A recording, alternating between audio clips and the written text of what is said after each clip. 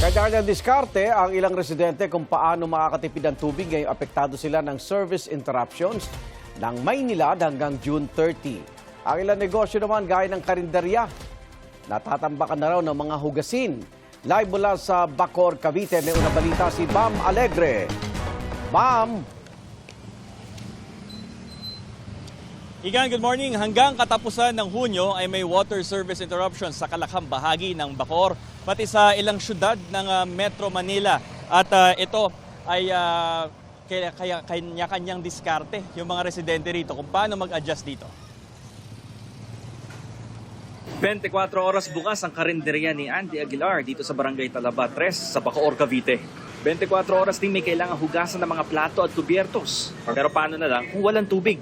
Sa abiso ng Maynilad, magkakaroon ng urgent service maintenance sa maraming lugar sa Bacoor, Imus at Kawit sa Cavite, maging sa maraming syudad ng Metro Manila. Mula alas 10 ng gabi hanggang alas 6 ng umaga ang water service interruption. Ayon sa Maynilad, dahil yan sa urgent network maintenance at iba pang aktibidad para sa pagpapaganda ng kanilang serbisyo.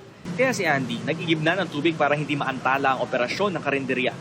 Nagtitinda kami, naistakan kami mga dito, mga plato, siyempre ugasan. Doon pa kami nagigib sa labas, hirap. Ang kadigit nilang karinderya ni na Gigi, ganito rin ang problema. Natatampakan sila ng hugasin dahil kailangan magtipid ng tubig. Kailangan meron kami panghugas sa plato, tsaka sa karne, sa mga paglilinis po. Ang panaderya naman kung saan nagtatrabaho si Jen, residential property rin. Kaya hindi lang sa trabaho kailangan ng tubig, kundi sa pang-araw-araw nilang pangangailangan. Sa kusina, meron po kami, nag-ipon po kami sa kusina. Tapos, pag nagpapalit kami soft drinks, yan po kinukuha namin, ginagamit ko. Yung para lalagyan ng yelo. Opo. Igan, karaniwan naman daw mula alas 4 ng umaga hanggang alas 5 ng umaga, nanunumbalik na rin yung tubig sa gripo.